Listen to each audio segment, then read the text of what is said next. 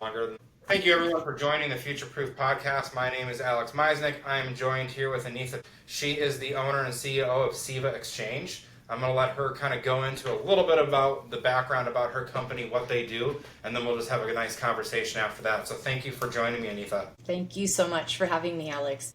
Yeah. I'm Anitha Beberg, as you said. I'm the founder and CEO of Seva Exchange. Seva means selfless service in Sanskrit. We're building an AI for social good community engagement platform called the SevaX app. So if you go to the App Store, it's Seva, S-E-V as in Victor, A, and then capital X, SevaX app. Yeah. Our mission is to basically make community service, such as charitable giving and volunteering, more rewarding, measurable, and accessible for everyone, from individuals to nonprofits to entire cities. I think it's an absolutely phenomenal idea, and I love it. Like I even said at the beginning of this podcast, I typically interview and do a little bit different, kind of a, company. But when I saw your company and kind of read into it, I was so intrigued. I just had to have you on and talk about it. So what are you seeing right now that's really one of the biggest things that people are like, that they're exchanging? Like what's kind of the most popular, kind of is the most impactful in your mind? Well, hospitals have been approaching us, which was a surprise when I first built it. So I'll give you a very basic scenario. One of the children's hospitals in Aurora, Colorado, they came to us. They actually have the most refugee populations in America, which I didn't know. So there are many, many populations living around the hospital, but people are not actually going to the hospital from the local areas. But they had no insight. One of the examples is, let's say there's a mom who is pregnant and needs prenatal care, but she's got 4 or 5 other kids, so no one to babysit. She doesn't know the language, and she needs a car. So she can make small little requests like this. I need a translator.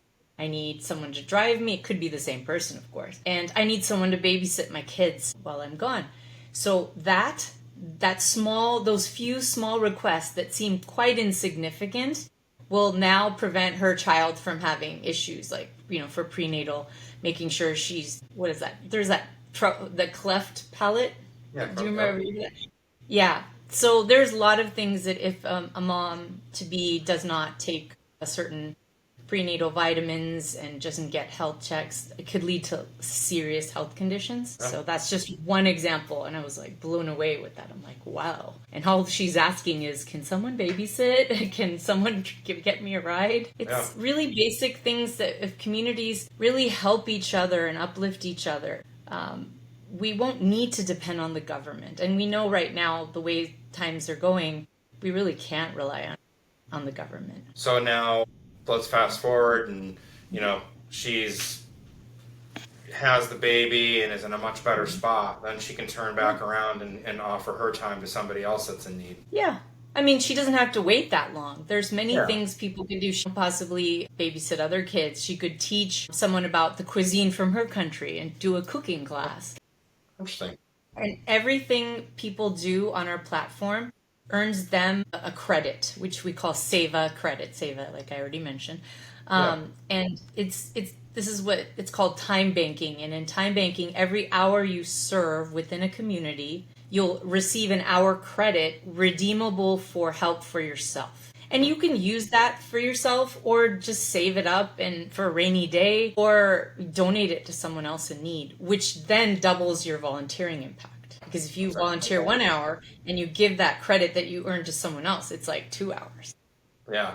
So I see that I know that the Seva Exchange was definitely inspired by Dr. Edgar Kahn's work. So, and that kind of shaped, He was my co-founder, actually. Yeah. He asked me on his 86th birthday, he wrote me a beautiful letter saying he would like to start a new venture, a little bit different from what he already had. He already had time banking software at timebanks.org, but really a way to mainstream this throughout the United States. I mean, it's actually mainstreamed, or not mainstream. I would say it's in niche communities around the entire world. But the US, it's been hard to become that viral thing. So I looked into it and spent quite a few years researching and talking to people from around the world. What do communities need most? And because of what I learned, the biggest issue that I learned wasn't so much volunteering and stuff, because people more than you know, they're happy to volunteer. Yeah. But the biggest problem societally is asking for help. Think about that. The jokes aside, oh, why won't men ask for directions? Yeah, for sure. But that's just in our culture, but around the world, it's the same thing. Whether it's a feeling of guilt or shame or pride or looking weak, there's many, many reasons people won't ask for help. And I was probably the number one person who won't ask for help. I'll help everyone, but when I have problems, I just keep it to. Yeah. Well, I think it's a societal issue. I think it's a societal issue that comes down to it because, I've been in a couple businesses in my life and, in mortgage and marketing and agencies and things like that, to where I was in a coaching program and I was talking to someone that, a lot smarter than me. And we went on this kind of self-actualization journey. And the whole process of it uncovered a lot of things about kind of how a family unit is ran in the United States versus how it's ran in different countries. And when we boiled it down and broke it back to how it should run, it was basically that, families should be in a tribe. Not one person was raising an entire family inside of a house that they don't talk to anybody, they don't have any outside help, and it's just one mom and one dad raising 5 kids or 4 kids. It was an entire community that had, daycares and teaching and cook the food, and the parents would do one thing, and so everyone is in a community helping each other. And that's kind of what, like, when you were just explaining that's kind of where my head went to. Mm-hmm. Yeah, so that's powerful. I mean, economically, we are moving to like multi-generational homes just because of the affordability issues. I mean, at least where I'm from in the Bay Area, that's a huge thing. So because of money, people are starting to move back home, and people are thinking about, if I have kids, maybe I should move back near my family and things like that. It might be going back that way, not because of anything other than financial pressures at work mostly. The childcare is ridiculous, right? Yeah, I can't even. I mean, we have a 3-year-old. My wife stays at home and watches him, and is going to start homeschooling and things like that. It's like I can't even imagine having to send 2 or 3 kids to daycare. Even imagine one. I mean, it was to the point where we did the math, and yeah, we would net a little bit more money at the end of the day if she was working. But really, what was the cost? Versus what we could gain of having her actually be there every single day and raise our child. So it worked out, but it was because of how expensive childcare is. If it was cheaper, that conversation, that decision might have been much different. So yeah. So intentional communities are also becoming popular. I don't know if you've heard of them. Yeah. Some of them were based on like environmental things. They're building environmentally sustainable communities. But like I said, all of these are fringe movements. It's not a mainstream thing. But I mean, I'm hoping that one thing that's nice about SevaX app is you don't have the benefits that you would get being part of a community or church, for instance, like a religion. You can do that without having to join a religion. I mean, a lot of religions, I mean, I go to church and I do have my community. I'm very lucky that I have that thing. The only issue, again, is my problem, asking for help. I always am volunteering. Anything that people need, they'll call me. I'm there. It's like, I have a problem. But if you put this in a platform where everyone on this platform needs to not only offer help, we don't give people excuses. You can offer help any way you can, whether it's your time, through donating goods, through donating money, or just lending out a space or lending out an item. Like, for instance, I can lend out a lawnmower because we have a gardener. He brings his own, but we still have one. So I can put that up there as an offer to anyone, and it's a standing offer. It's always there. So if someone wants it, it's like a little library system. If someone's using it right now, but 2 other people, they'll just be next in line and stuff. It's like, that's a simple example, a lawnmower, right? So that might be because I don't have time right now. I don't have the money to donate, and I've already cleaned out my garage. Or like, what else? So Yeah. that's another option. Yeah. So now I think maybe you touched on it and answered this question, but I want to make sure. So I know that you're probably not alone of that people have a hard time asking for help for themselves, but Yeah. don't have an issue helping other people. So Yeah. you're trying to flip the script with that with Seva X app and encouraging people to ask for help first and then ask for or deliver, and give other people help second. Is that kind of the reasoning They why you did it, can do or it either way. When you register on the platform, you can write out what are the things you're willing to offer, yeah, volunteer for. But when you need help, you can go up to 50 hours before the system will go, okay, now you need to start. Because yeah, there might be people who abuse it. I mean, I have never found that. It's yeah, always the other way. People are more than happy to volunteer, but not enough people asking. But I think if we start a system, and this is not Republican, not Democrat, this is like a political thing, but yet we're still uplifting the community and taking care of each other's needs, and it's not costing money on the government, right? So yeah. everyone can say, hey, there's value in this, and we need this. But yeah, I made it so even if you go in the negative, sometimes people go through seasons where I'm in need right now. I might need more help, but maybe a year or two, like you mentioned, I can go back and I can give help to others because I'm in a better place. So we never prevent someone from asking for help. Although people do feel, I mean, that's society, that they should earn credits first before asking for help. So that is there for those people, but the credits really, honestly, they're kind of meaningless, other than it gives you a reputation score of reliability, trustworthiness.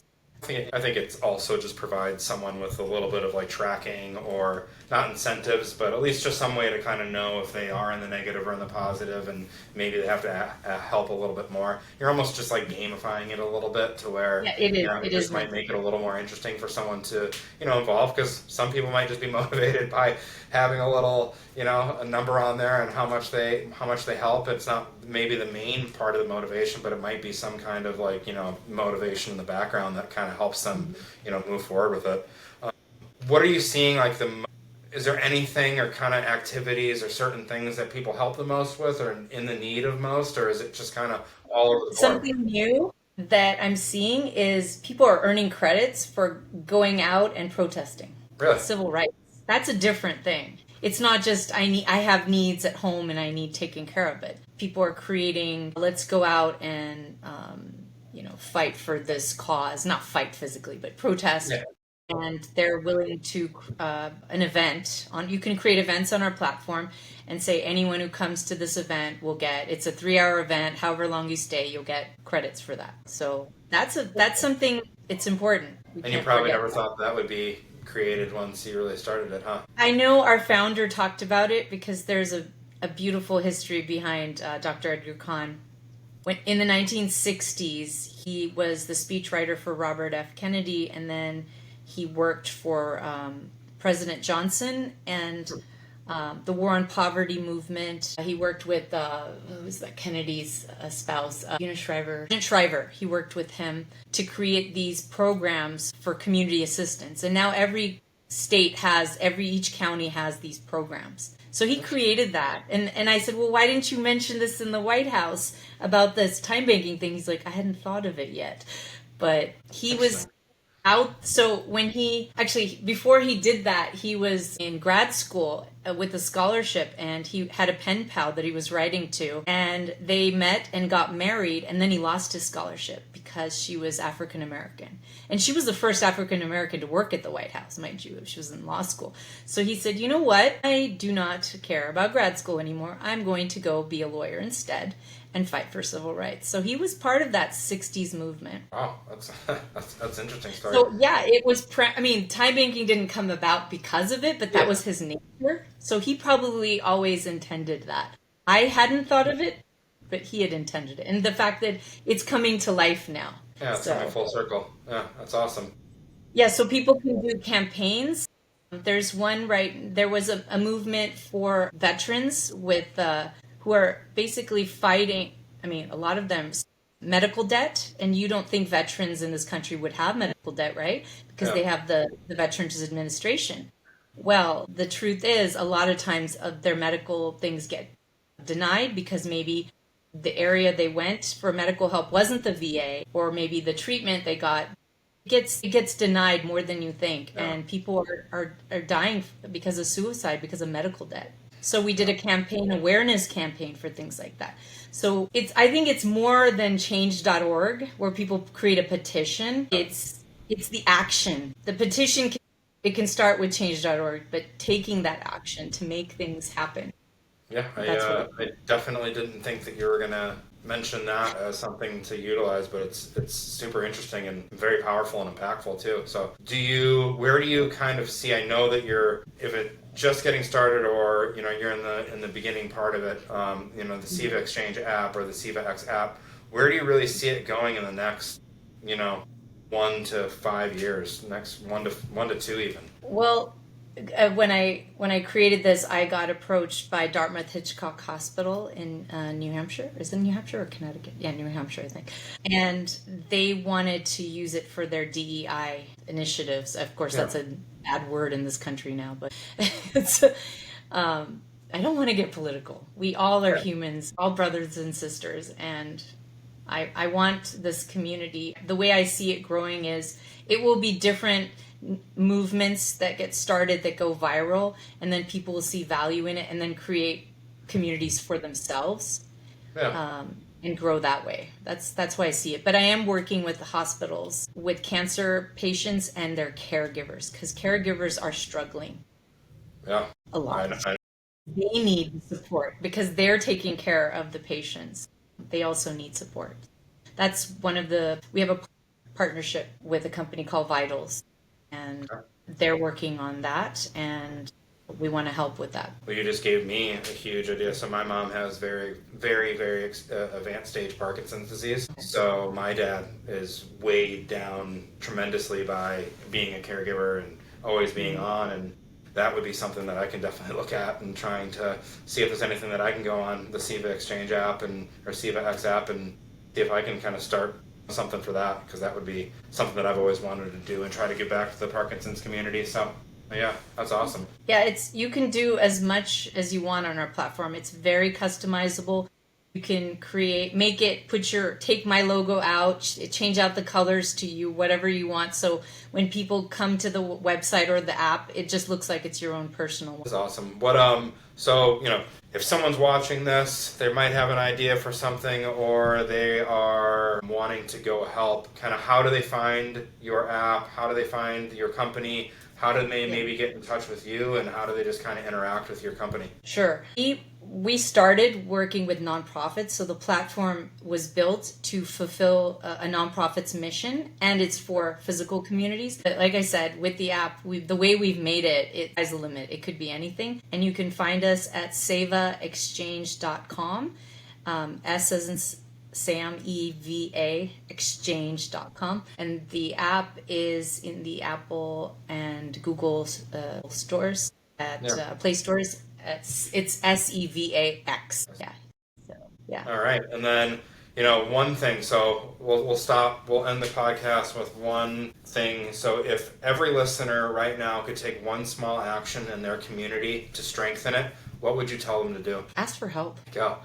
There you go. Do you know why it's hard for people to ask for help? Like I said, I've studied cultures around the world. It's somehow ingrained in us. Again, it's in the Indian culture, a woman to ask for help. No, it is. I remember my grandma used to say. She would say this in my language, so I'm trying to translate what that word is. She said that we must endure as women. So, basically, keep your mouth shut and smile. Yeah. Suffer in silence. But that was the culture. Right? When I did ask, I'm a DV survivor, domestic violence survivor.